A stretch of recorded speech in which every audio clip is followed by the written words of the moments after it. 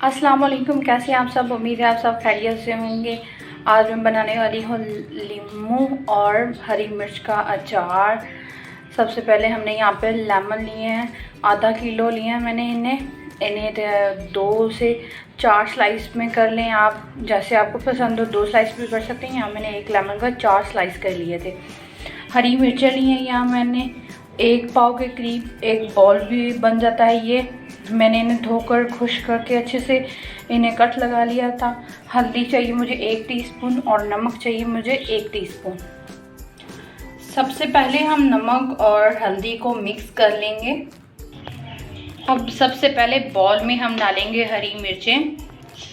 अब इसके ऊपर हम नमक और हल्दी जो मिक्स करके रखा था वो ऐसे हम इसके ऊपर डाल देंगे।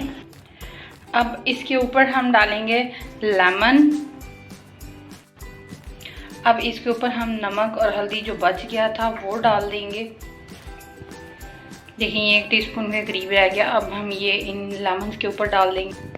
अब मैं इन्हें अच्छे से मिक्स कर लूँगी। लेमन आप लोग को फ्रेश मिल रहे हैं तो बहुत बेहतर है, वरना आप जो येलो कलर के लेमन होते हैं वो भी यूज़ करते हैं। मुझे यहाँ फ्रेश मिल गए तो मैंने वही ले लिए। और आप इन्हें मिक्स कर लेंगे अच्छे से। आप देख रहे हैं कि बिल्कुल अच्छे से मिक्स हो गया, बहुत प्यारा लग रहा है इसका कलर। इसे तकरीबन 3 दिन के लिए मैं रख दूँगी। 3 दिन बाद हम इसे मिक्स करेंगे, रोज़ हिलाएंगे ताकि ये नीचे ही ना बैठ जाए इसका मसाला और ऊपर से बिल्कुल खुश ना रह जाए। लेमन और मिर्चें ऐसे रोज़ मिक्स करते रहेंगे। पर हम इसे 3 दिन बाद दोबारा इसमें मसाले ऐड करेंगे, जैसे कि कलवंजी, सौंफ, राई दाना और ऑयल सरसों का, क्योंकि ये तब तक रेडी हो चुका होगा। आई होप कि आपको ये रेसिपी पसंद आई होगी। मैं ये रेसिपी अभी हाफ़ है, जब ये बिल्कुल रेडी हो जाएंगे तब मैं इसे कंप्लीट करूँगी। आप देखिएगा कि कितना प्यारा सा इसका कलर आता है, कितनी मज़ेदार सी अचार रेसिपी रेडी हो जाएगी। अब हम यहाँ पे एक पैन लेंगे और उसमें डालेंगे सरसों का ऑयल। अब हम इसे गर्म करेंगे तकरीबन इतना कि ये नीम गर्म हो जाए। और ऑयल का, सरसों के ऑयल में होता है, अगर हम इसे ऐसे ही डाल देंगे ना तो इसकी जो कच्ची सी स्मेल होती है वो आती रहती है। गर्म करने से ये स्मेल ख़त्म हो जाती है और अचार भी ठीक रहता है। फ्लेम हमने लो रखनी है, ज़्यादा फ्लेम नहीं रखनी। तेज़ फ्लेम करने से ये जल भी सकता है। बिल्कुल लो फ्लेम पे इसे पकाना है। तकरीबन 2 मिनट लगेंगे। जैसे कि आप देख रहे हैं मैंने इसकी फ्लेम बंद कर दिया। अब इसे अचार में मिक्स कर लेते हैं।